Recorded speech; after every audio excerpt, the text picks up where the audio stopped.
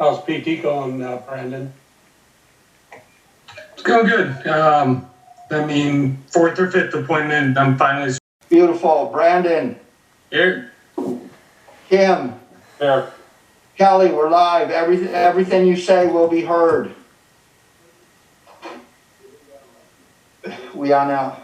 We on? Perfect.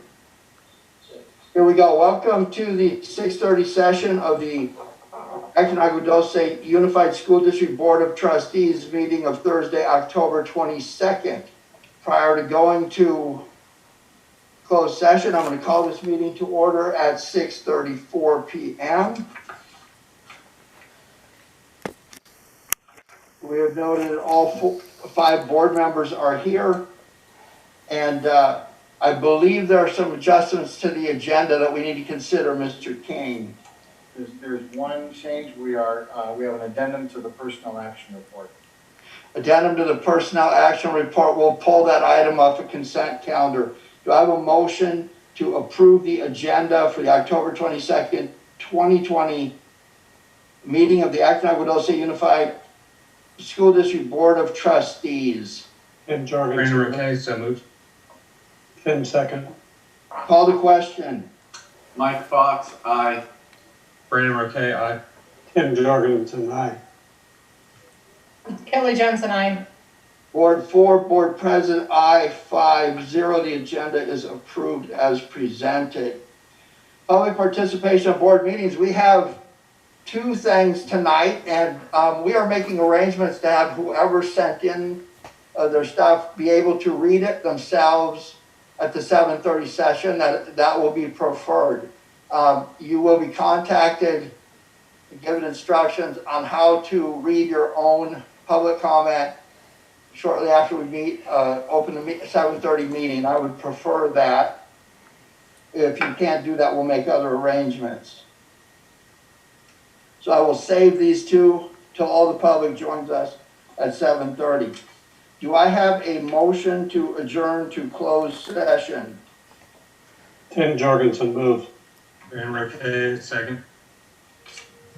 Call the question. Mike Fox, aye. Brandon Roque, aye. Tim Jorgensen, aye.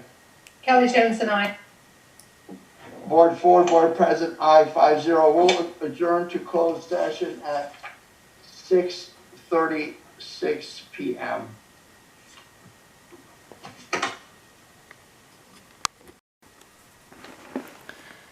We're waiting for the October 22nd Acton Aadusd Unified School District Board of Trustees school meeting to begin.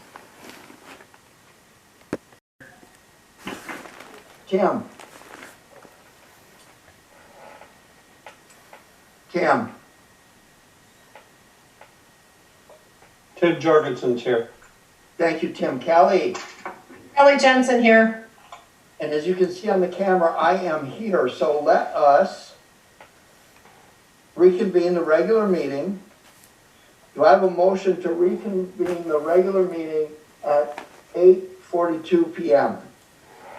This is Kelly, so moved. Tim seconds. Let's amend that to 7:42 a.m. or p.m. I'm lost. Awesome closed session, people. 7:42 p.m.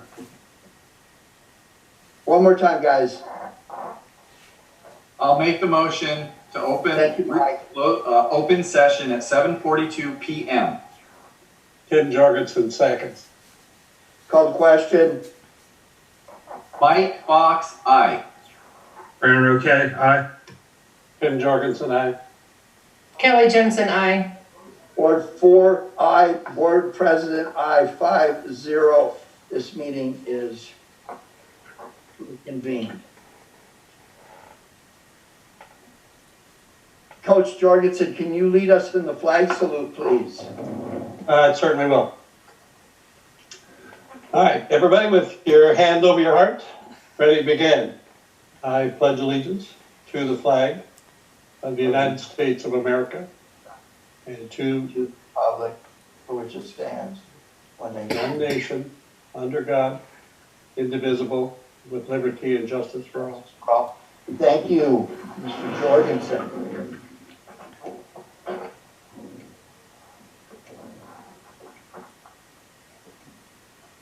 All right, I will read the district's civility statement. When conducting the district's business, we will communicate clearly and concisely with a respect for the time of others, listen objectively, carefully considering the opinions of others, understand the counterproductive effects of disruptive, demeaning, and intimidating behaviors, understand and respect district policies and procedures, and maintain a respect for the rich history of the district and the efforts of others who have served in the past.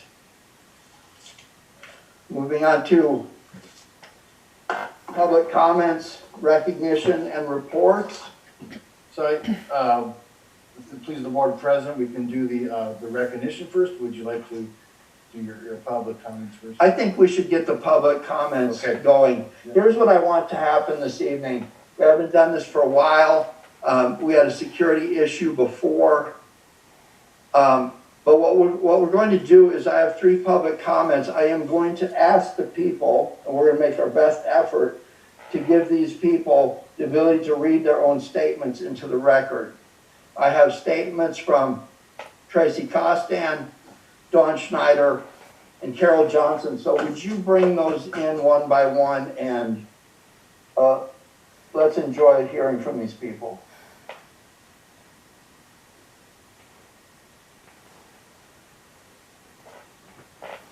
Who would? Lost a significant number of students, it seems fiscal responsibility should be a top priority for our district. Many of our programs struggle to have the funding available to meet the needs of the kids.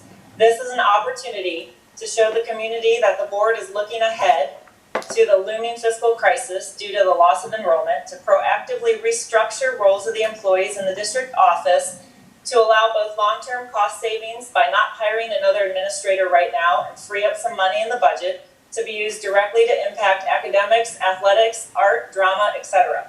If there is an absolute, unequivocal need to hire a replacement at Meadowlark, why are we not looking to the inside to identify a rising talent? Why not look to invest and train teachers that work in our district to be administrators?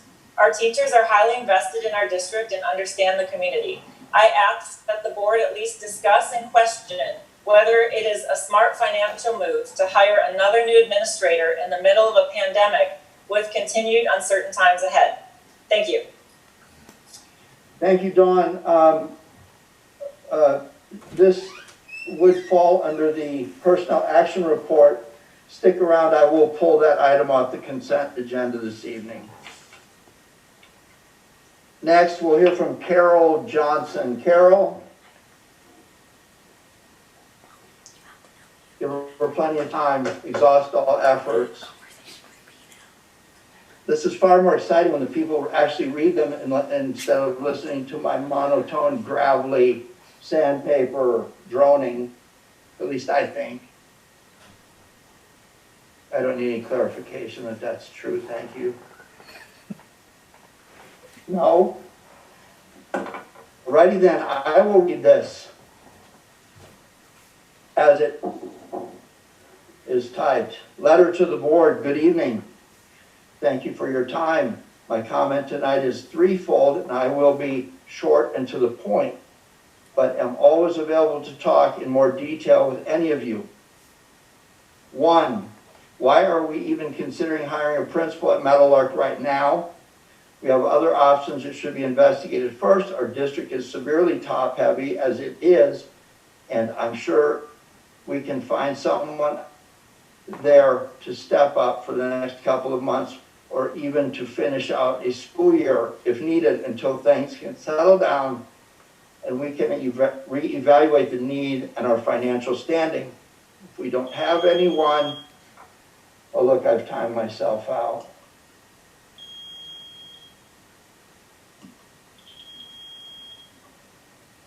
I think you have to be smarter than the timer. Okay. If we don't have anyone at the district office that could do it, I would be questioning the qualifications of those individuals then and why they are making the salaries they are. 2, where do we stand with athletics? Are all teams practicing or at least moving in that direction? If not, why? 3, besides Ken, are the rest of the board members aware that VHS PTSO meetings are being recorded, even though participants are not advised that the meeting is being recorded, which I believe is illegal, and even more importantly, that the recording is not being made available upon request? Thank you, Carol Johnson. And she provides her phone number. I believe there will be several people that might want that phone number. Carol offers herself to be available to talk in more detail. So we'll leave this with the district office, but I think there's some people that may wish to talk to Carol. Thank you, Carol. Do we have someone else there now? And it is, who are we? Is it Jackie? Yes. Jackie, my favorite environmentalist. Awesome. Bring Jackie in, please. Good evening, Jackie. Good evening. I'm sorry I missed the last couple of meetings. There have been a lot of things going on. But I did want to let you know at 5:30 this evening, the High Speed Rail Authority unveiled their new proposed route in the community of Acton. It's all underground to the community. However, there is an access construction portal. They use different words, but that's basically what it is, that will be running trucks through it 24 hours a day. And it will be accessing the portal from Antelope Woods and Crown Valley. We have asked the High Speed Rail the meeting tonight was for the entire route, so there are many, many people from Palmdale and Cagle Canyon and everywhere. So we have asked to have a sort of a workshop that's just sort of for our community, Acton and Agua Dulce, and to explore what this access portal will look like, the configuration. It's all a dirt lot right now. We're concerned about, air quality impacts, of course, and a lot of tailings will be coming out. So I wanted the school board to be aware of that, and also the candidates to be aware of that. And I'm hoping that the school board will, consistent with your standards, engage the community and engage with the community on this issue and this new configuration that they're proposing, and join us in asking them for a workshop that's just for our community, because the draft EIR is now slated to be out in the spring, and so we need to have a lot of questions answered. Thank you very much. Jackie, I think my hearing aid is needing batteries. Are you trying to tell me that there is going to be a portal in which they will be daylighting tailings? That is correct. Thank you. Noted. Thank you, Jackie. Is there anyone else that has contacted us to speak? Thank you all. Larry, I believe that now that we can move into, we have some recognition and reports. Again, thank you all for your comments this evening. All right, thank you, Mr. President. Tess Toledo, are you on the line?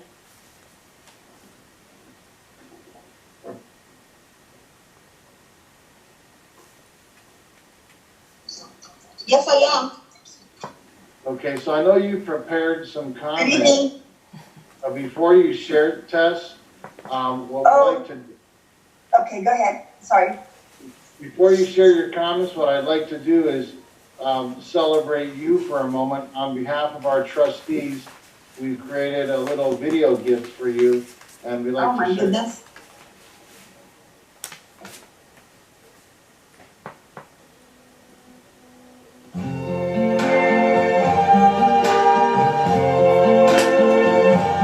I see trees of green,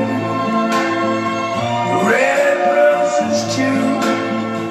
I see them bloom for me and you. And I think to myself, what a wonderful world.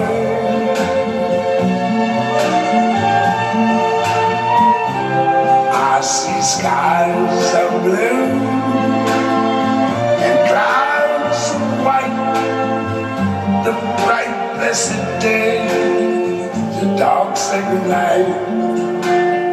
I think to myself,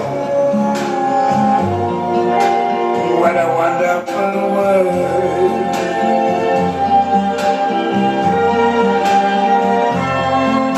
The colors of the rainbow, so pretty in the sky, are also on the faces of people going.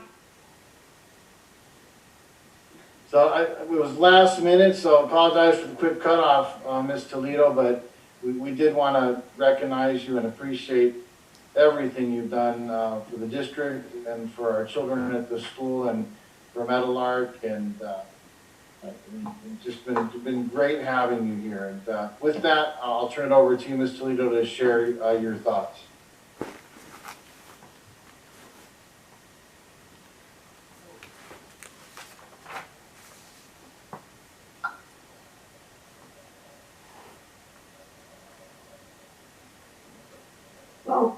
Well, Larry, you know me. I'm not going to be able to talk after that. So if you have my letter, could you just read it for me?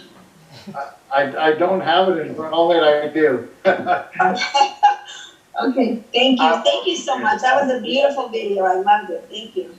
Of course.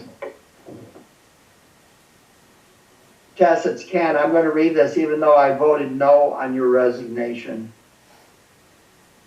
Good evening, Mr. King, President Falsgraf, and distinguished board members, Mrs. Jensen, Mr. Fox, Mr. Jorgensen, Mr. Roque. My name is Tess Toledo, and I'm currently principal of Meadowlark School. I want to take this opportunity to send you my sincerest gratitude for the continued support you have displayed towards me and my family through my time here.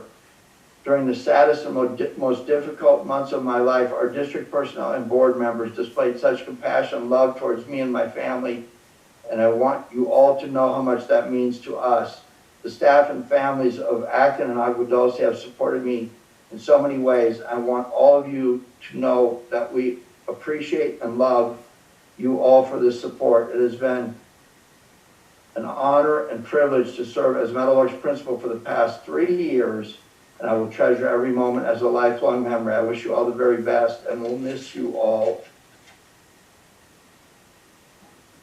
Board members.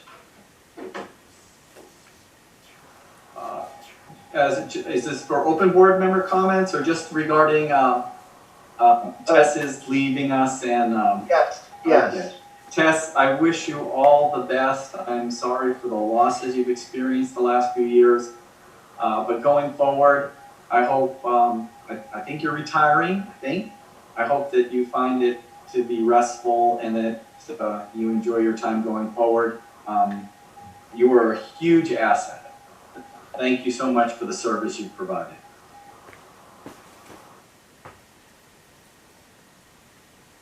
Anyone else?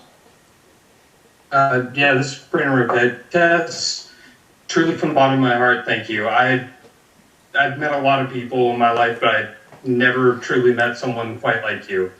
You honestly have one of the kindest hearts I've ever seen. You were truly in it for the children. I can't thank you enough for that. I'm so sorry for everything that happened to you and your family. I wish you all the best. If you ever need anything, please reach out at any time. And seriously, from the bottom of my heart, I can't thank you enough for everything you did for our students in our district. Hi, Tess, Tim Jorgensen. To put it very succinctly, there are few words and even more limited actions that can express the sincere appreciation we have for you, that you've demonstrated for your staff and your students at Meadowlark. The joy, the pleasure, the gift of learning and teaching that you brought to the campus is immeasurable, and so we're going to miss that immensely. I'm going to miss chatting with you and seeing that leadership that you brought to your students and your staff. I wish you the very best. I hope that you do choose to retire only for a brief time, because you are the jewel of education. You are exactly what these young kids need in their lives at this time in their life. And I hope that you'll find pleasure and joy, with your family and friends, and for certainly all the young people that are going to be in your life. Thank you again from the bottom of my heart, and for everybody here at Acton Agua Dulce, saying all the best.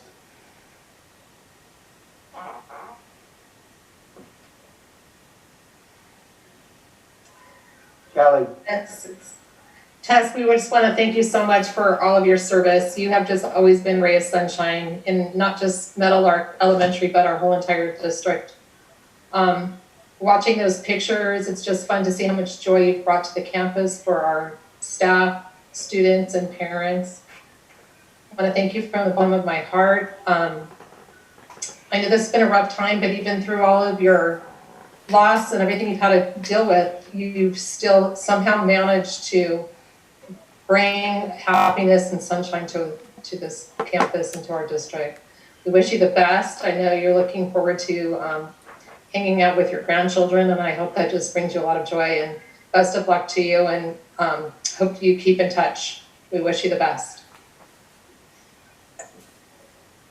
Tess, this is Ken Fallsgraf. I found you to be the model of professional behavior and commitment. So many times it's difficult for someone to enter onto a campus, be humble, get along with people, but then also expect that the campus runs as it should. And so again, you are somebody that I appreciate very much, that doesn't bring a lot of personal baggage in for people to tie on to, and it's just get to business.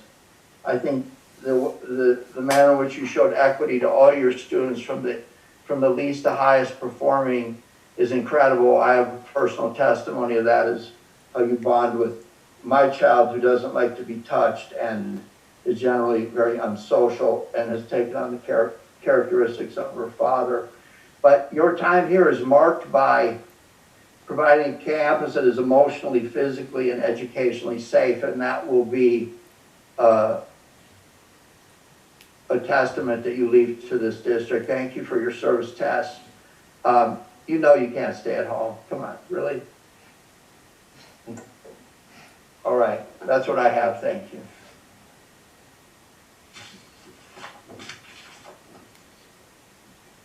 Are there any reports? Public comment, recognition, and reports. Nothing else? Nothing else. Okay, let's move on to correspondence, proposals, and reports. And we'll start with the CSEA representative. Good evening.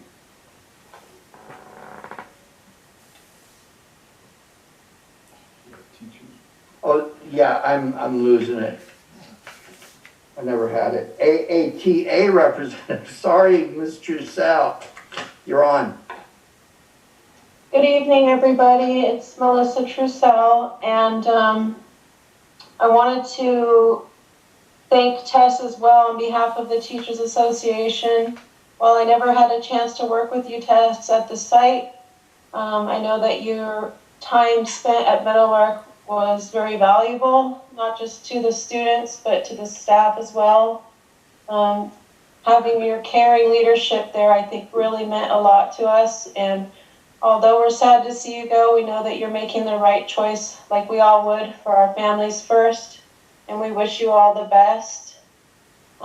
We hope that your transition is safe and easy, and that your family is happy when you arrive, and that everything is great from here on out. Other than that, we're still working away here. We've just finished a quarter, and we are continuing to do what we do best and try and serve our students and their families to continue their education. Thanks, everybody. Have a great night. Thank you, Ms. Trussell. Now, the CSEA representative.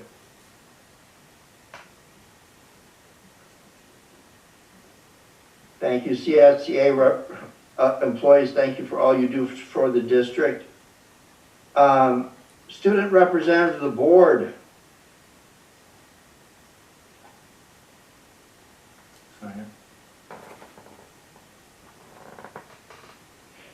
Mr. Fairbanks is a very busy young man. I can only imagine how he's servicing his community this evening. We'll hear from him maybe later or next time. Superintendent Gold Standard Report. Thank you. The first thing I'd like to talk about, as usual, is the COVID, where we're at as a district in response to what's happening in our county. The latest numbers indicate a slight increase in both metrics that I've been speaking about. The test positivity rate in addition to the raw number rate per 100,000. So at this time, we remain in the purple zone.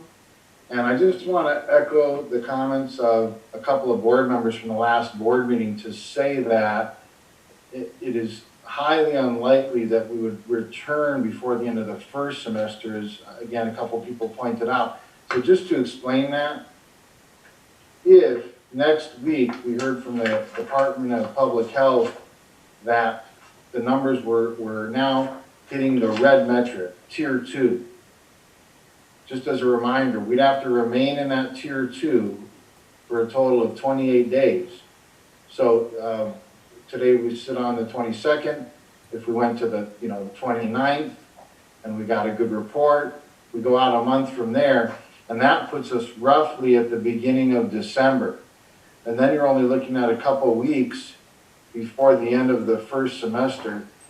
That transition is difficult to do in terms of, students are set up at home, they're accustomed to that. And so for a short-term gain to return everybody a couple weeks early, potentially, probably not be as beneficial from an educational standpoint as providing the stability to get through that first semester, go on winter break, conceivably come back and return in a hybrid model at the beginning of the second semester.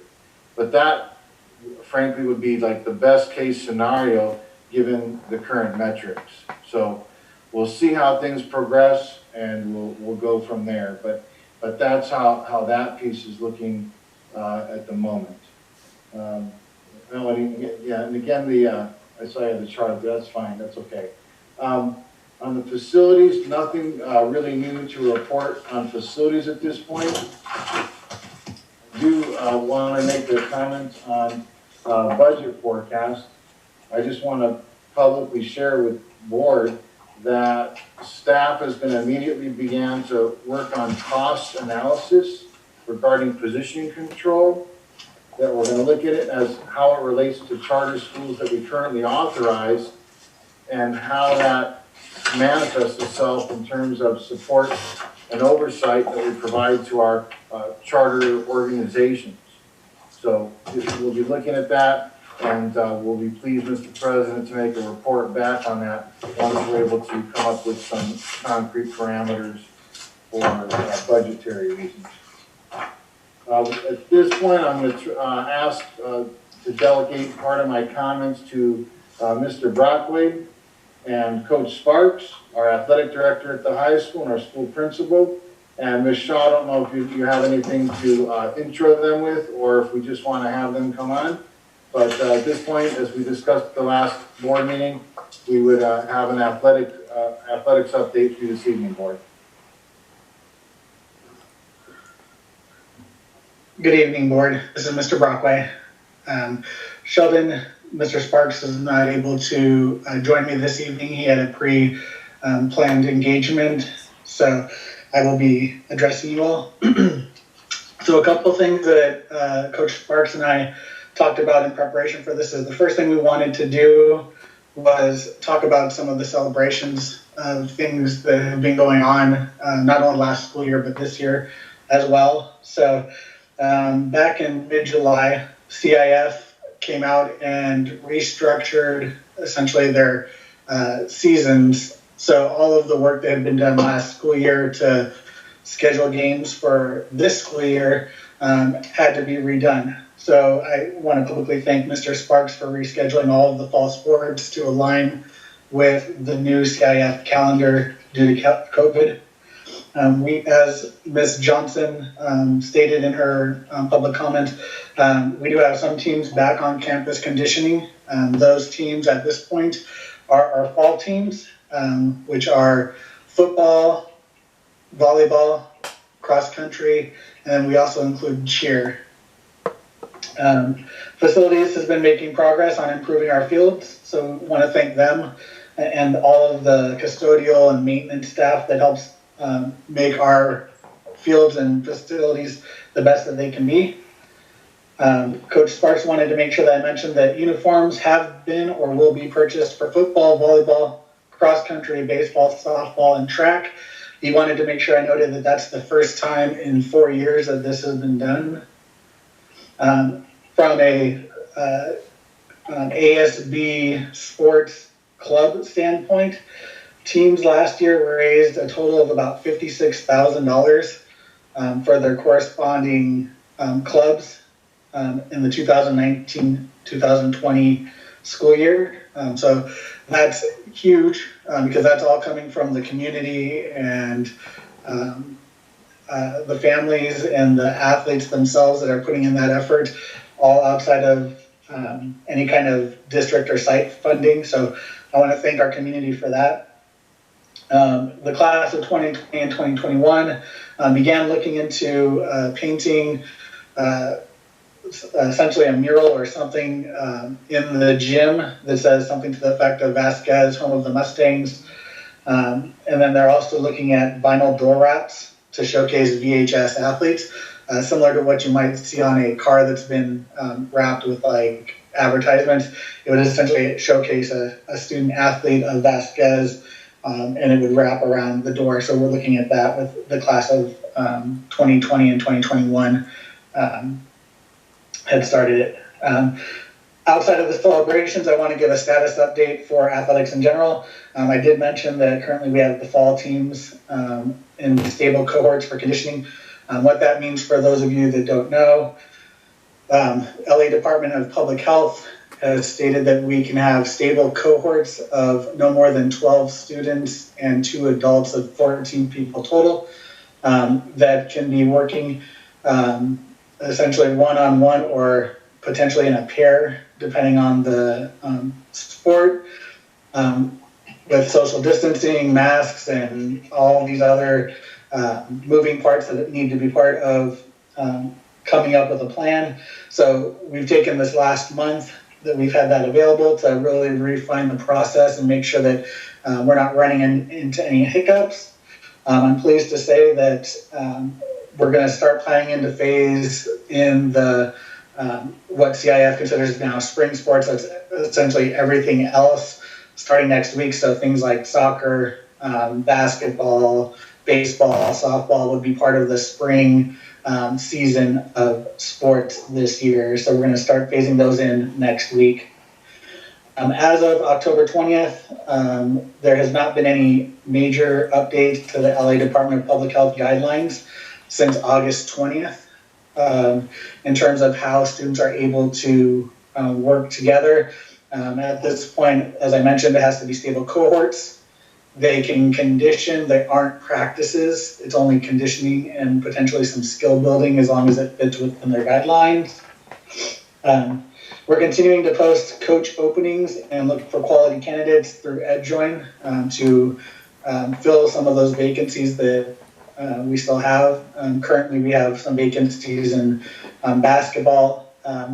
We're looking at tennis, swim, and track as well. So we're going to continue to post those positions and look for those quality candidates to try to get those positions filled. As far as the process and the protocol is concerned, just to give everyone kind of a general idea of what students are kind of expected to do when they meet with their coach, the coach has them divided into the cohorts before even meeting them. When the athletes and the coaches meet on campus or at a different school site, they have large jugs of hand sanitizer available for the athletes to sanitize their hands. Additionally, there's a COVID and cohort monitoring Google form that we use to make sure that students are letting us know kind of if they are symptomatic or not, and what cohort they're in. A link to this Google form is available to the students as a QR code on the hand sanitizer, as well as a website, so it's easily accessible to both students and coaches. And those responses that those students fill out are directed to that particular coach's email so they can verify that the students are working in the correct cohorts and identifying the correct cohorts. In the off chance that there was a student or a faculty member that mentions that they are checking yes on one of the COVID questions. Those responses are directed and emailed directly to me so that we can get that taken care of in conjunction with all of the protocols and policies that are set forth by LA Department of Public Health. With that wraps up what I have to update on athletics, and I'm more than happy to answer any questions to the best of my ability.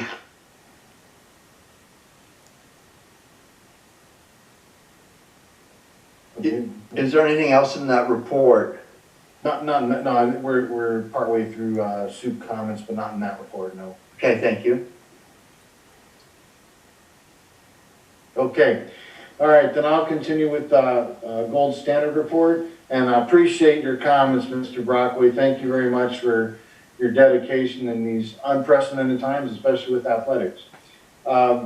Reminder, just that, of course, we're proceeding with the voting on the 5 days as previously noted. October 30th through November 3rd. We're receiving the equipment October 25th, just in a few days, and we've got the plan in place, and we're moving forward with that. I just want to let you know I was in a couple of classrooms this week. I was in Ms. Torres's room, who teaches our Spanish students, and she was just doing a fabulous job this week on Spanish vernacular, teaching a lesson about culture on Dia de los Muertos, and the students had an art project to do with it. I just really appreciate all the efforts being made by teachers like her to make project-based learning something students can do at home that's hands-on to share and demonstrate to the rest of the classroom. And she also provided an optional assignment if students were not comfortable with that for any sort of reason. I'd like to comment, I saw Candace Palacios is online here. I wanted to let the board know, we received a recognition. I mean, she put my name in, but I really take it as an extension of the board's efforts. The name of the award is called ESGR, Employee, let's see. It's a service award on behalf of the National Guard and Reserve, Employee Supportive Guard and Reserve. And she wrote a really nice note attached to this beautiful framed certificate, which I'll share with the board. But essentially, she puts your name in, and then you're given this award. They couldn't deliver it by military personnel due to COVID, but I just want to thank you, Ms. Palacios, for everything you do, and then taking time out to submit a few names. I think you also submitted Hillary's name and Brittany's name at your school site in addition to mine. That really is special. And board, she specifically commented in a note to me on the recognition you gave her at a board meeting, allowing her husband, who is overseas, to participate online as well when we gave her a gold coin. So thank you, board, for that support, and please know that I share that award with you. And lastly, we have a video to share. This is a Metal Arc video, seems appropriate given this is Miss Toledo's evening. And by your comments last board meeting, board members, this video is a little bit longer than the last one, but I have to say it's very academically focused, and being that I can't walk you through classrooms, I think you'll appreciate what you're going to see here taking place at Metal Arc Elementary School.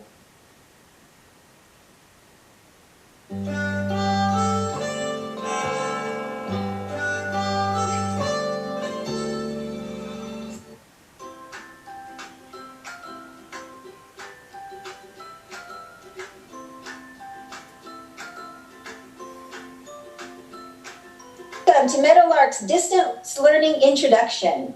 Let's find out what's buzzing.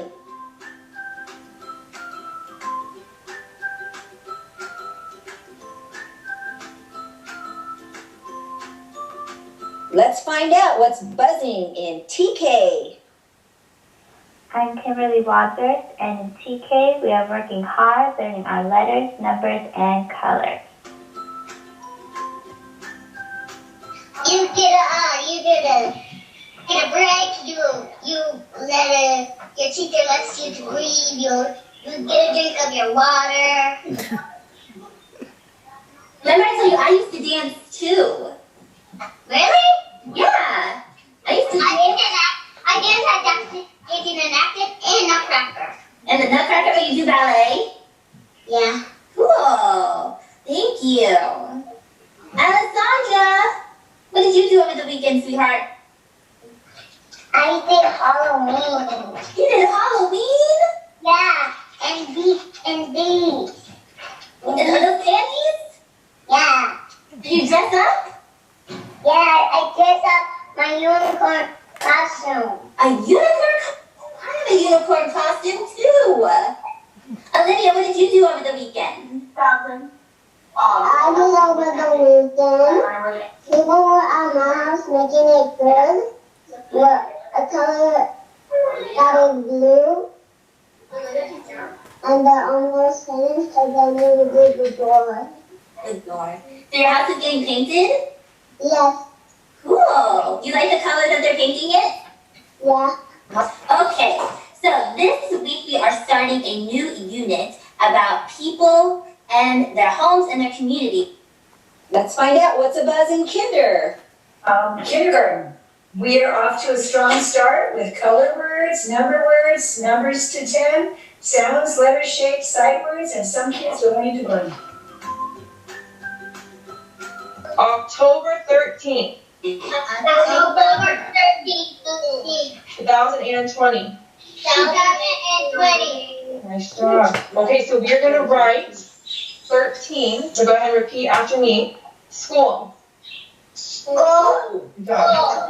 That's the first page. Page number 3. Nice. Okay, here is a flag. Here is a flag. Next page. Number 4. I see the boys. I see the boys. I see the boys. Good. I see the girls. I see the girls. Good job. Okay. We'll go to share screen. ANGORANGORANG. That's what orange spells. Ready for the next page? You know, orange is what that spells. Jack-o'-lanterns are always orange. Carrots are always orange. Oranges are always orange. ORANGE. And then what's the say? What's that word? The end. The end. What's a buzz in first grade?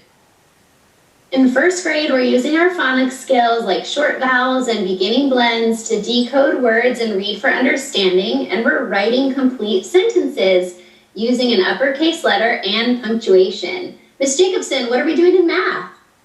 In math, we've been learning how to add and subtract with numbers up to 10 and working on our related facts. We've also done 3 whole weeks learning about apples and how they grow.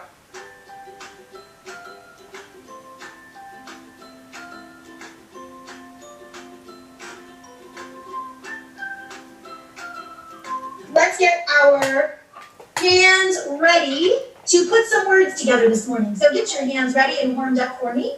And think about these are syllables. So these are separate parts of the same word. We're going to put them together. Children. Children. Awesome. Farmer. Farmer. Good. Number. Good to go. Keep going. Wanted. Wanted. Excellent. I'm going to give you 3 words. 2 of the words rhyme with each other. 1 does not. Your job is going to be to put your big listening ears on. You see your big ears? Good.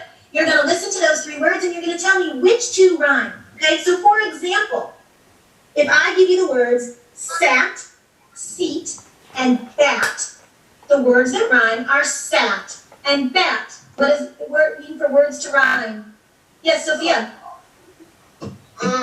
It means like for the same ending to just like to get. Awesome sauce, you got it.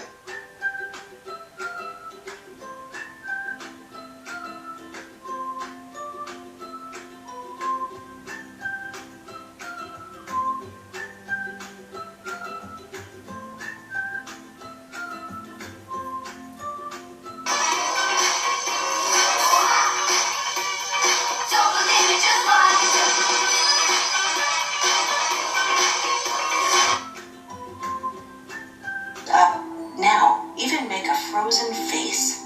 Close your eyes, your mouth, your jaw tight. Feeling frozen? Really still? Now little by little, begin to melt. Let your chin stay low as your face softens and melts. Your jaw opens slightly, your eyes blink open, just a little. Your What's a buzz in second grade? Second graders are learning how to identify and summarize key events in stories and how to determine main ideas. They are soon going to be learning how to add 2-digit numbers and the life cycle of a pumpkin.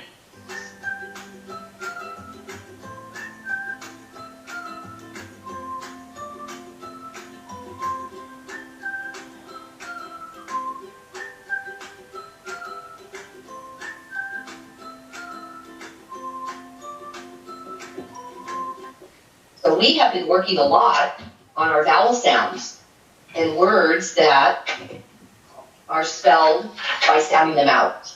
But remember, there's all those words that sometimes we can't sound out. We just have to remember how they're spelled. They don't sound the way they're spelled. So in your Google Classroom today, you're going to have a worksheet that you're going to have to use those kinds of words and fill them into the sentences. They're the words that we use all the time, most frequently used words. So we're going to practice them today on your whiteboard. Some of them we've had for spelling words already. So I'm going to give you one of those words, and then I would like you to write it on your whiteboard. Are you ready? Don't show me until I ask you. All right, here we go. First word, have. I have a great class. Have is the first word. All right, I see you writing. All right, show me what you got. Have. Awesome. You know what? Nobody got fooled by that E. Usually the E makes it have, but that's not how we say it. Awesome. What's the buzz in third grade? Third grade, we've been busy reading our language arts booklet, and we are learning to annotate, write key details, summaries, with concluding sentences. In math, we're learning rounding, adding and subtracting, and regrouping and borrowing.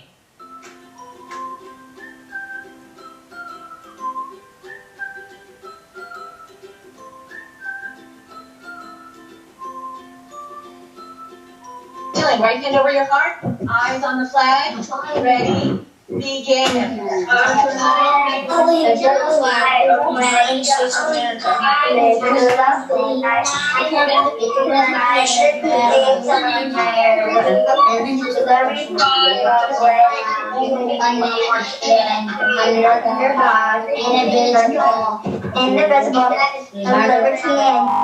for all. Red and blue, I saw you.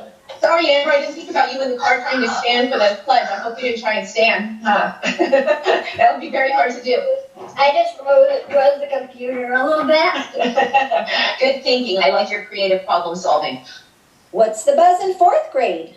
Fourth grade, Mrs. O'Brien and I have been working hard on teaching multiplication and division. We've been reading in our reading anthology all about how government works. We're also learning how to write a 5-paragraph essay and also how to use sensory language in the writing that we're doing.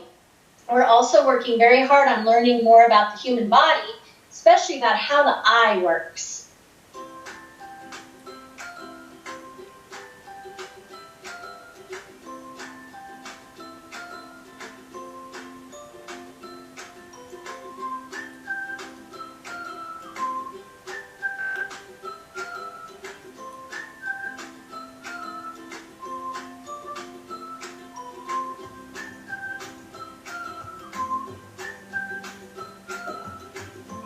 Perfect. Let's go. Nice job, everybody. Where's our materials? Having our materials. Having all your learning materials ready for the day. Boom. Boom. Nice job. We got more levels. Levels everywhere. Everyone's getting levels. All right. Here we go. Let me jump into my math. We're going to start our presentation. Okay. So, let it log in. Who can remember what we were doing yesterday? Who can give me a little summary of what we did in math yesterday? Ryder, go ahead.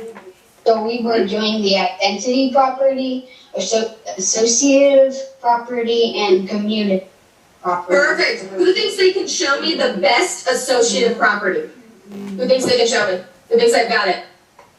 Lilybeth's confident in herself. I believe in you, Lilybeth. Show me. What does it look like? There you go. We have to put our hands up. Associative. Everyone follow. Everyone put your hands up in your parentheses. There you go. Remember, when we see the associative property, it doesn't matter where we put the parentheses when we're adding. It doesn't matter. And that's what associative is. Remember, our commutative is changing groups, and identity, that's me. Whenever we add by 0, it's that same number. It's like the numbers looking in a mirror.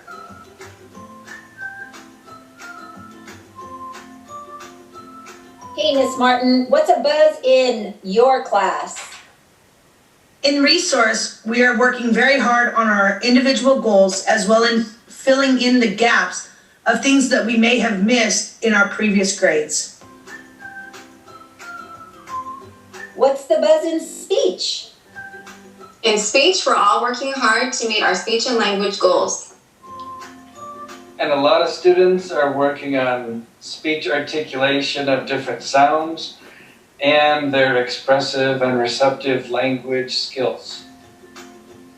Hey, Miss Chun, what's a buzz in homeschool? In homeschool, we have students grades K through 4, and they're working on all of the things that they need to work on for their individual grade level. Well, thanks, everybody. We can tell you're very busy. If anyone is interested in popping into one of our classes, give me a buzz.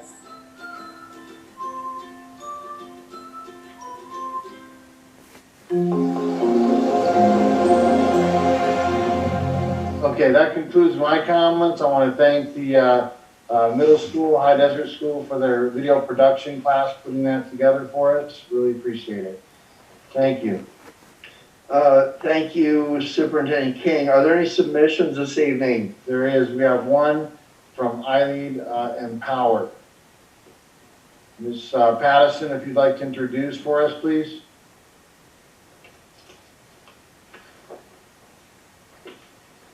Yes, we have Malika Donovan. She is the site director from Empower Generations, and she will be submitting the renewal petition for Empower.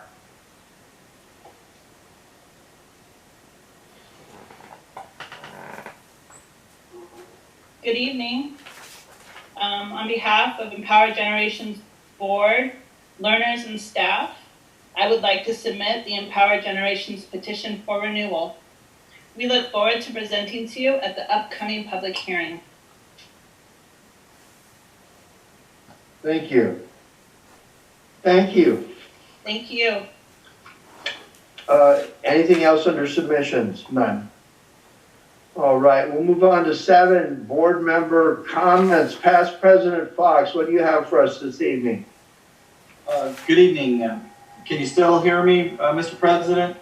Perfectly. Good. The computer works today. All right. I know we're going a little bit long, so I'll be brief. First, I want to thank Principal Toledo for the presentation and all the students and teachers who participated, because it is really nice to see how it is that the distance learning is being implemented. What does it look like? So I appreciated that, so thank you very much. I don't want people to have to wait until the individual things come up unless to hear a little bit of feedback on their public comments. So I'm just going to briefly give you a little bit of feedback from my perspective. And at least you don't have to wait until the end of the evening to hear from me. So regarding the filming, Ms. Costin made a good point about possibly deferring doing filming during COVID, just because of risk of just not necessarily a good idea to bring outsiders onto campus right now, campuses. Regarding beyond that, I do think we need to have processes and procedures in place. I do support, I don't think it happens very often, so it's largely at the school sites. It doesn't happen very often. An academic exercise, but I do support the film industry. It employs many, many, many people in Southern California. It's likely the largest single industry. And, you know, for me, you don't bite the hand that feeds you in a global sense. Many people in town work in that industry. And as far as I'm concerned, the whole region should be business friendly. And I don't see a harm in every couple of years, because that's probably about all that happens, making a school site available. And especially if that should also open up an added source of revenue for the district. So I do think we need processes and procedures in place for that. Although I agree, maybe not approving applications currently in COVID. With regard to comments on principal positions, I would just like to feedback that although people may not see it, we have been doing position control for the last several years throughout the district, and that's what enables us to have our healthy reserves and also staff appropriately our schools. And with regard to principal positions, I've been on the board for 7 years now, and I've seen the train wreck that happens when we don't have leadership on site, full-time leadership on site. And so I am absolutely in support of filling the position, because I know that we've done position controls for the last few years in other areas of administration. And with regard to making those positions available to teachers, all teachers are always welcome to apply. We pick the best candidate, not the board, but a committee.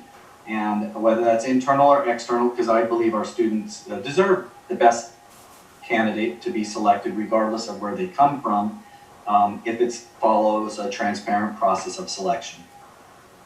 With regard to the train, thank you, Jackie Ayer, for the update. It is a huge victory for town. I remember several years ago when I went to one of the early meetings, Mr. Blum, may he rest in peace, saying, just put the dad blasted thing underground and you won't hear from us.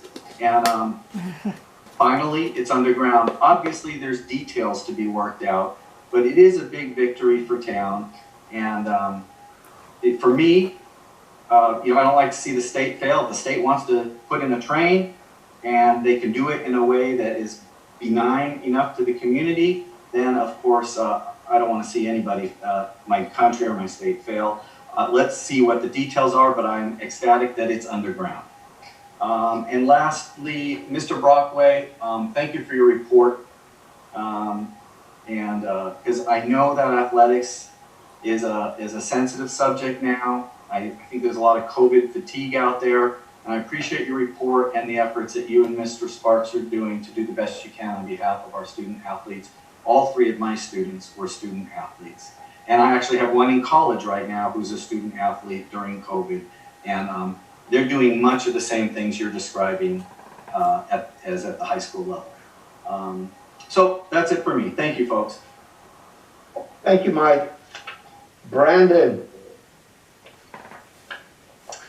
Good evening, everyone. First off, the Metal Art video was awesome. It's always great to see what our students are up to and how hard our teachers are working to support our students and their success. Thank you guys so much for everything you do. I honestly can't fathom how you teach kindergartners over Zoom. I have my own difficulties in normal day-to-day work over Zoom. So truly, you guys are saints. Thank you so much. Principal Brockway, thank you so much for the athletic update. It's awesome to hear that a lot of our sports teams are coming back into full conditioning. It's great to hear we're ordering new uniforms again. I know that's a big morale boost for our students, so that's huge. I remember my senior year when we got new uniforms, it was a huge thing and it really made a big difference to our team. Tess, again, I can't express how sad I am to see you go. Thank you for everything you've done. You've truly been a beacon of light at Metal Arc, and I don't think we can ever fill your shoes.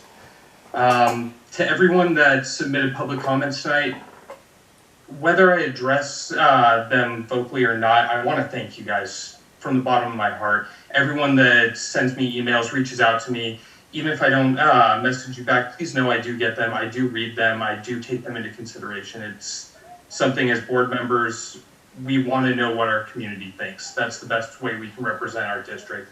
So truly to each of you that come out every week, that submit comments, that attend all the board meetings, thank you. In regards to filling the vacancy for the Meadowlark principal, that one's been brought up quite a few times, and I'm in a very similar mindset to board member Fox in that circumstance, that it makes me worry delaying that position due to COVID, because once COVID ends, now we're going to scramble to onboard a new principal. We're going to scramble for them to get used to the district, get everything back into the swing of things, especially when we're already looking at trying to figure out ways to onboard into a socially distanced climate, onboarding into new sanitation guidelines, new classroom sizes, everything else. So those are just my thoughts on the principal piece. Beyond that, thank you for everyone that's here tonight. I hope everyone's staying safe and healthy, and I can't wait to see everyone in person soon.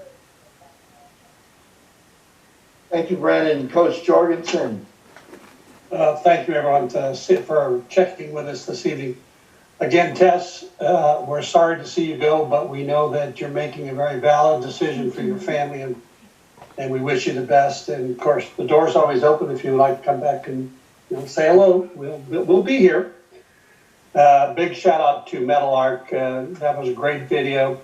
It's I'm reminded every time about how I think that our staff is working very hard with their students. I share these views that I have here with my candidates at Cal State Northridge that are new teachers wanting to become teachers, and how they can be creative with their Google Classroom, their Zoom. And I'm always impressed with what I hear about and see that our staff is doing in our small district for our students, and I appreciate the staff's hard work. Did want to take note that I was doing some reading that one of a group of people that were getting lost in the shuffle, and to some extent, was the stress associated with distance learning. The parents were stressing because they have kids in their home and they're trying to work from home, and we understand that. The kids are stressing, they want to be with their friends. But another group is there as the teachers are stressing. They're stressing with how they can meet the needs of their students. They want their students back so they can see them and interact with them. And I just want to thank everybody for working hard. Teachers, hang in there. I shared a video, I shared a clip with some friends that I saw that had me going, was retired teachers helping teachers teach Zoom. And the teacher was saying, where are all my students? And his wife came up and said, hey, Bob, that's the microwave, that's not the TV, or that's not the computer. So be lighthearted with it, be creative, continue with your joy of working with your students, and we'll get through this. Principal Brockway, thank you for the athletic update. I know that we've shared some interactions about the concern about the redevelopment, the rebuilding of athletics. I think this is a great time to be looking at all those opportunities, how we can get our students out of their parents' hair, get them down to the campus where they can start getting some physical activity for their better health and well-being, and start to build the program back so that when we get through this altered CIF season that only has 2, that we get through the end of the school year and we get back, that we don't lose too much ground, and our athletes will be ready to go and when their time comes. I do attend several official meetings with the Mojave Desert Officials Association as they're preparing to officiate the games that if and when CIF and the health department are going to allow games to resume and under what circumstance. So I'm glad that we're on top of it, prepping our students. I did make mention that I'd like to see all the coaches that we anticipate needing for our 2 fall seasons to get those in line so they're ready to go, so we're not doing anything towards the end. Thank you to you and Coach Sparks for working on that, getting that taken care of. And, you know, it's a tough gig that we have right now, but it's something that we have to all work with. I want to encourage everyone to remain patient and stay with it. We have a lot of forces coming from the outside with regards to the high-speed rail coming into our community. I, along with everybody else, I'm glad it's going underground. I just don't know where it's going underground and how they're going to access that. Jackie, thanks for keeping us up to date on that. With Meadowlark, I'm a strong believer that we need leadership at the sites. The kids need this. And again, this is a great opportunity to get a highly qualified administrator on site so they can start prepping, get familiar, so that when the time comes that we reopen in hopefully the spring semester, that they're ready to go and meet their students at the campus. With that, I'll end, and everybody stay safe and be well. Thank you, Mr. Jorgensen. Kelly. Good evening, everyone. First, I just want to say again, thank you so much to Tess Toledo for all of her hard work. Loved the video. It was so great seeing what's going on with our students in distance learning. Had the pleasure of being in not just seeing some from our district, but also with my employment, I've been in lots of classrooms seeing distance learning this week, and boy, there's just a gamut of things that go on, and the teachers don't skip a beat and they continue to go on. So thank you to our teachers for that. On Wednesday, I attended a CTA charter meeting to discuss how new charter laws and their implementation, so that was a very informative meeting. I want to thank Matt Brockway for the excellent athletic update that he presented tonight. Also, I look forward to seeing the course catalog for our teachers. Again, with the developments of San Diego County District Attorney case number SDC 266439, even as lately as today. I'm seeing a study session coming up in the very near future, and I would support that. So I think the board members covered everything adequately, so let's move on. I'm going to ask to move in the consent agenda. Do I have a motion to consider the consent agenda, please? Tim Jorgensen moves. Brandon Roque, second. Okay, this quick question. I'm sorry, Mr. President. Did we during just when we adopted the agenda for tonight before closed session, did we not modify the consent agenda? Yeah, I'm not going to call for question here. I'm about to ask the board member or the superintendent if there's anything that needs to be pulled on here. I am going to want to pull the personnel action report, item D. Anyone else have anything they want to pull? Okay, since we'll be discussing item D, I'll read the other ones. And we'll be voting on everything right now except item D. Minutes of the regular board meeting of October 8th, 2020. The warrant register, which is purchases within the district. And a contract for psychoeducational testing. Any discussion on any of those items before we call the question? Call the question. Mike Fox, aye. Kelly Jensen, second. We're voting. Brandon Roque, aye. Tim Jorgensen, aye. Kelly Jensen, aye. Board 4 ayes, board president aye, 5-0. The consent agenda passes with the exception of the personnel action report. I pulled that, and I think there are board members that have made comments about the principal's report or the superintendent's personnel action report. So Larry, would you please quickly describe the changes you've made? Pardon me, Mr. President, don't we want to now move in the personal action report uniquely, and then we can have the comments and discussion? Thank you. Go ahead. Okay, I make a motion to move in the personal action report. Tim Jorgensen seconds. Okay, so board will send you a copy of the amended personnel action report. What you have on the existing one is Paula Saavedra being moved in as the elementary school principal of Meadowlark, effective date November 10th, 2020. You also have before you already the current open positions for certificated listing special education teacher, SDC mild to moderate and high desert. What's been added in, amended, are 3 coaching positions. Girls JV volleyball coach, boys volleyball coach, boys volleyball assistant coach. The names respectively were Jordan Castro, Linda Hudson, and Jordan Castro. So that's the amended piece. And the reason that we often have an amendment to the personnel action report, that's common in personnel services, as sometimes there is a onboarding or fingerprinting processing that makes it in a timely manner. By allowing us to amend these things, in this case, you're allowing coaches to begin conditioning sooner rather than waiting till November 12th. So, and ratifying it, for example. This makes everything very clean. So I appreciate your support on this. I apologize, Larry, really quick. What was the effective date for Paula Saavedra? It is November 10th, 2020. Outstanding, thank you. On the personal action report, it just says to be determined. You know what, there's an asterisk here, and that is why. So I want to thank Ms. Shaw. She's very detail-oriented. Thank you for pointing that out, Mr. Okay. Okay, is there any discussion? Let's start with Mike, if you have anything.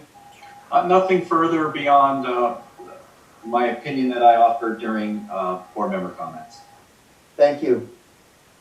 Brandon? I have nothing on my end. Thank you for the clarification. Coach? Nothing. Kelly? I have nothing this evening. For a matter of record, it is not the board's position to hire staff. The superintendent is responsible for hiring staff. So that said, in consideration of what the public has said, and with consideration of my esteemed fellow board members have said, my question to you, Mr. King, is it your recommendation to the board that this position at Meadowlark Elementary School is critical to the function of the district? Yes, it is. Thank you. Well, hearing no other comments, we'll call this personnel action report to question. Mike Fox, aye. Brandon Roque, aye. Tim Jorgensen, aye. Kelly Jensen, aye. Board 4, board president, aye. The personnel action report carries 5-0. I think that a healthy discussion about this thing is good governance.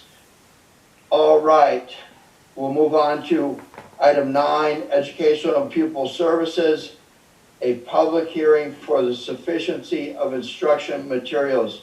So I need a motion to open the public hearing at 8:57 p.m. Brandon Roque, so moved. Mike Fox, second. Thank you. Discussion, please. So this item and the following item are related to the 4 core subject areas, math, science, English language arts, and social studies, that we have state adopted curriculum for all of those subject areas, and that we have enough textbooks sufficiently to support all of our students. I'm happy to tell you that we do. And Ms. Shaw is here if there's specific questions as well. So with that, we'll turn it over to the board. The question I have before we open up to board comment, if there is any, the public, the file attachment, the notice of public hearing regarding sufficiency of public materials, that was posted to the district website and available for the public to look at beginning on Monday evening? Correct. Correct, thank you. And Superintendent, there is nothing that you find that suggests that we have an inadequacy of instructional materials? That's accurate. Okay, board, is there something you'd like to add? Mike? No, this is a fairly routine process in which we certify. Welcome to your 8th time of doing it. Brandon. Nothing on my end. Thank you. Tim.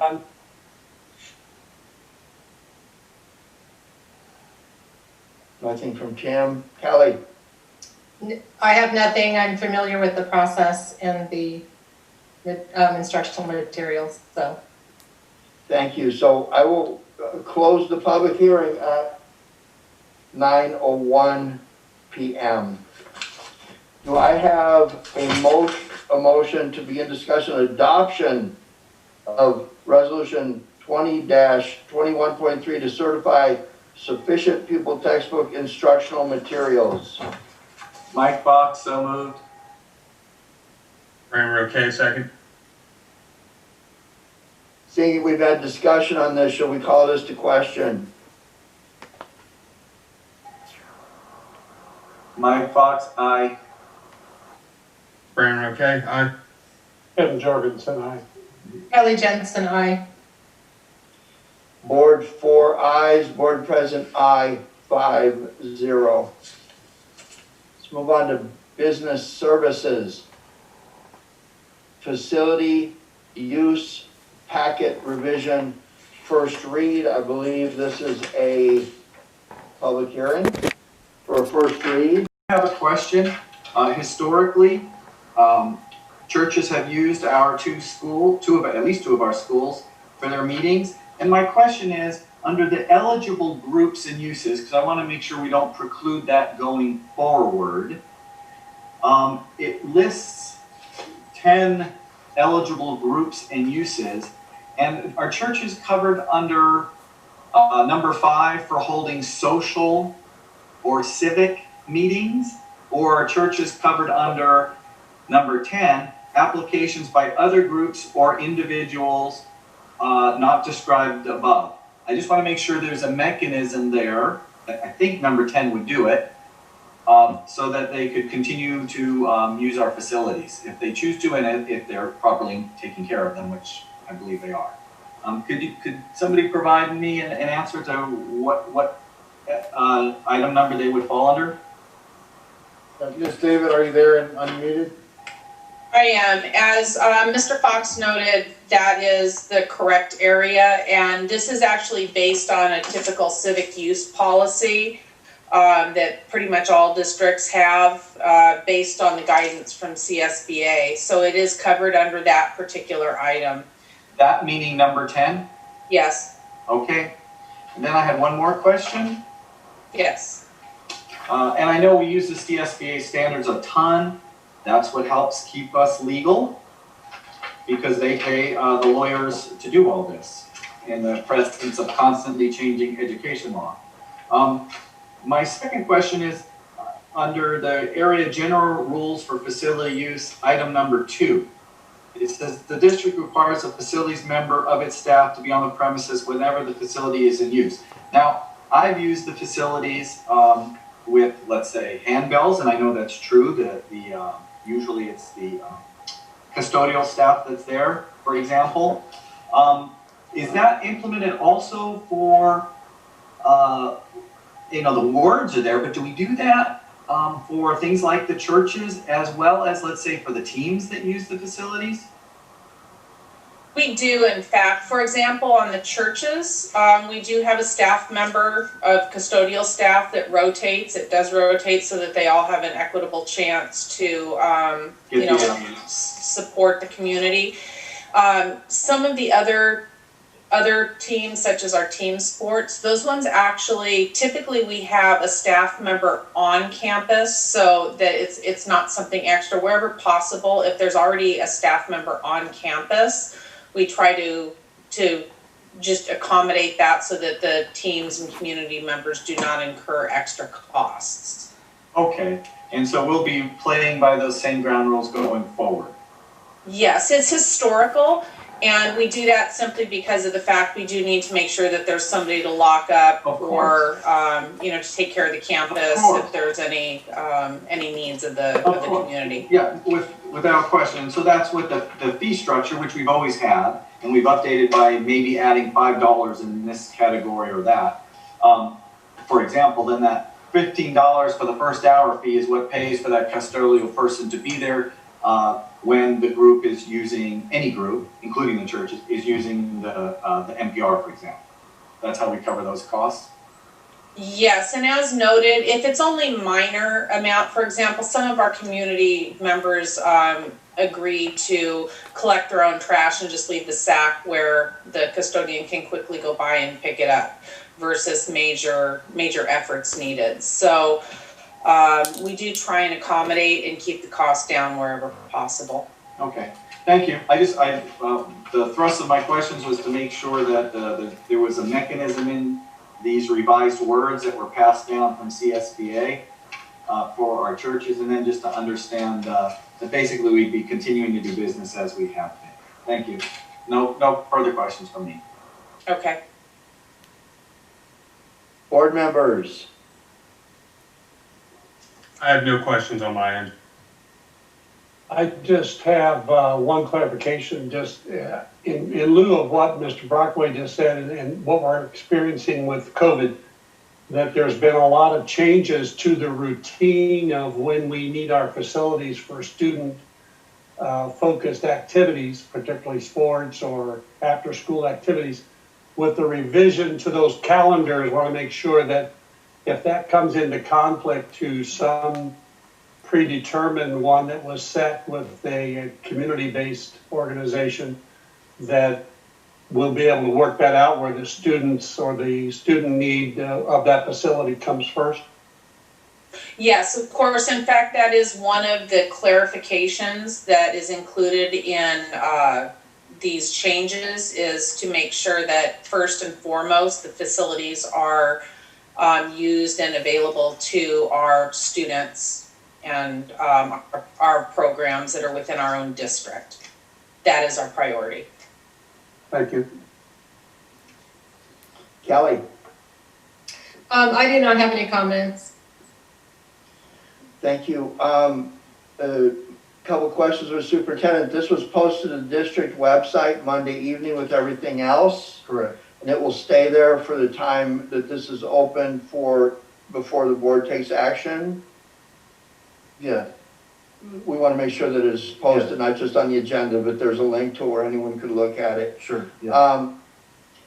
My concern is always, as a parks manager in the past, in my career, part of it was running facilities and sports. I always look for opportunities when there's use agreements with sports groups and things that field condition, how it's recovery and how it is recovered and used. Most of these groups, like for example, AYSO, if you sit down with them and talk to them before the season starts and say, hey, we're kind of starting off with this right now, it'd be nice if we could end up with this. I think that they are a resource, and as long as your agreements are right with your employee associations, that can be an ally, especially in times when the budget might be a little testy. So that said, let's keep this up on the district website. And my understanding is that this is just a modernization of a document that's been there for a long time. I do echo Coach Jorgensen's concerns about keeping things fine-tuned when people come in. It always concerns me, this might not be the place, but I find it amazing that the same county entity that stops students from coming into the schools will open the doors wide open to anyone who wants to come in and vote. And I think the voting has changed to where you can vote anywhere, anytime. And I love to make sure that everyone votes, especially when it's going to affect the consistency of the constitution of the board. But yeah, we want to make sure that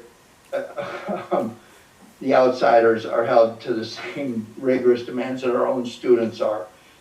That said, and having no other comments on this, I believe we're ready to move on to item B, location film use agreement revision, first read. Go ahead, Larry. So I think there was a little confusion. When you look at this actual posting and the document attached, it's basically similar to A. So B has not been updated since 2015, And so Ms. David just ensured that, again, we're in compliance with current law and we're protecting our district from any exposure to regards to, say, a film company that would like to use our facilities. But it really doesn't have anything to do with the timing, being during COVID right now and that sort of thing. That's a complete separate issue, which incidentally we've discussed that should somebody want to come forward, and we've actually discussed it with the county. But this is separate, just to clarify. And, yeah. Thank you, board. Nothing for me. I think I covered it earlier. Thank you, Mike. Anyone else? If no one else does, I have a comment. Go ahead, Kelly. So just so we're clear and we're addressing Mrs. Costan's comments tonight in question. So we're at this time, we don't have anyone that actually wants to be doing any filming. This is just our policy. And if we were to have someone to do some filming, you would bring it to the board, especially during COVID, or I just want to make that clear. Yeah, what we would do, first of all, I want to defer to Ms. David for a moment, just to make sure I'm accurate. I don't think we have anybody that's come forward at this time, correct, Ms. David? That's correct. And like many of our policies, this is, we're being proactive in this. We want to make sure that we update our policies while we have time. We have relatively short agendas in the last few weeks, and so we thought this would be a good time to bring it forward and be proactive to update it. Again, you know, the reopening is a phased plan. We have not had anybody recently, and there are times in the past where all they want to do is park their vehicles. And even to park their vehicles or bring them on the property, they need to use the same document. So we're trying to make sure that we are protecting our property. But at this time, we are not entertaining, we've not been asked, nor are we entertaining the possibility of anybody coming on campus to film, but we did want to update it. Thank you, Lynn. Thank you for the clarification.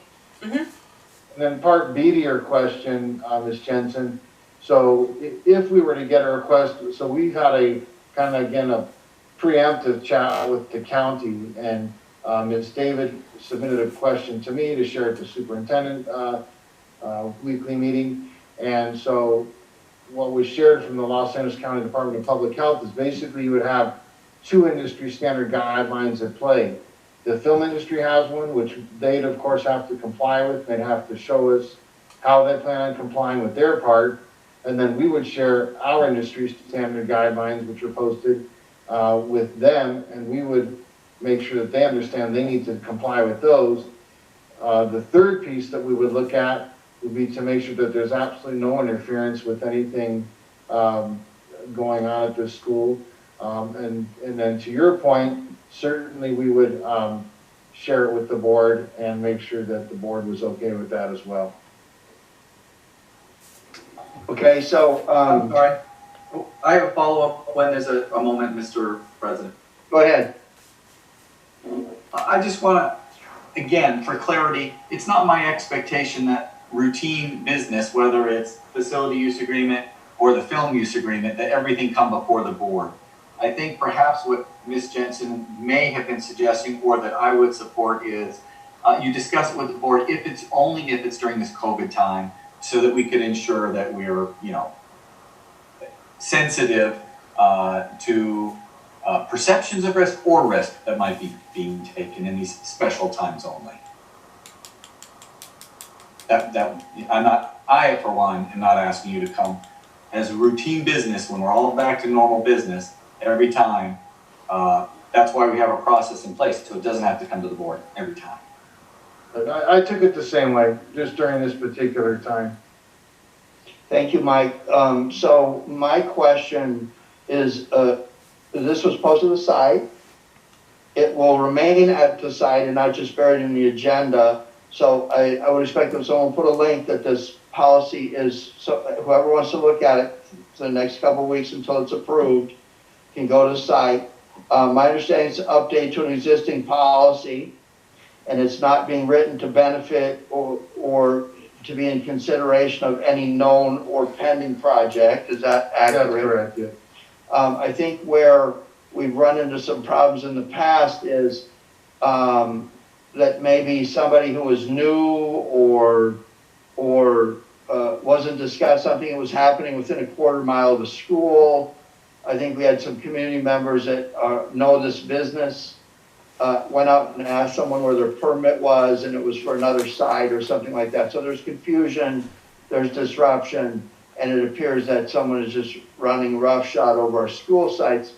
I'm sure that wasn't their intention, but I vividly remember the last one.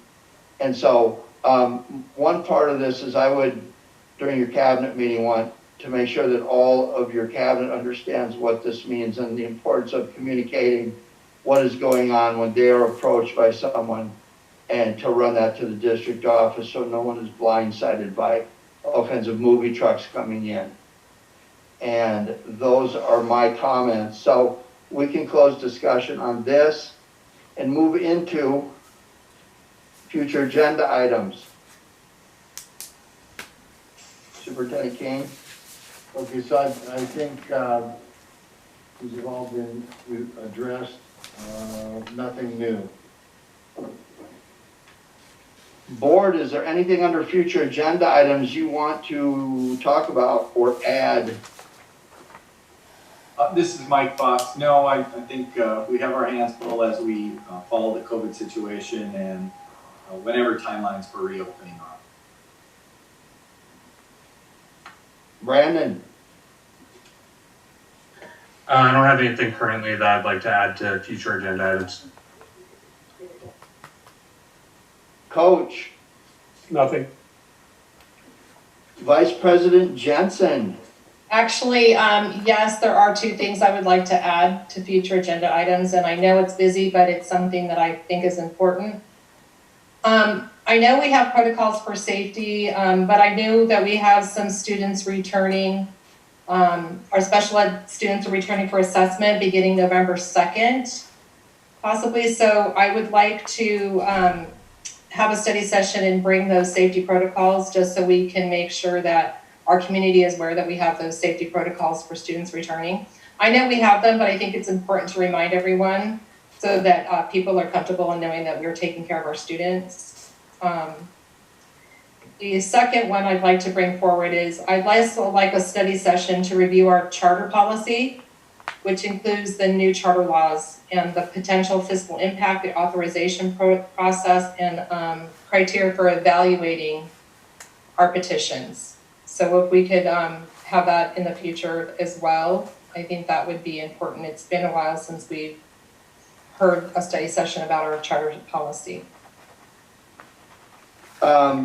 We can get this out of the way right away. I support both of Vice President Jensen's suggestions and would like to see first the reentry policy. That needs to happen really quick. And I'm expressing some level of urgency, but if you can't read between the lines here, on the second one, a study session that talks about administrative and fiscal considerations that we're going to see in our charters. Do I have someone else that will join us in wanting to see those on the agenda? Ms. Brandon, I definitely support both. Thank you. We have what we need. Staff, I'll leave that up to you, but I think you are well aware of what time constraints are. I personally do not want to see kids coming into a school where voting has taken place for 5 days and staff has not been able to come to say that these sites have been cleaned and they are ready to accept students, not even one. Just one comment on that. Yes. And I think we have Ms. Shaw on the line. Ms. Shaw, just to clarify, potentially, do you think at one of these study sessions, or potentially even adding another one if need be, where we bring forward an MOU?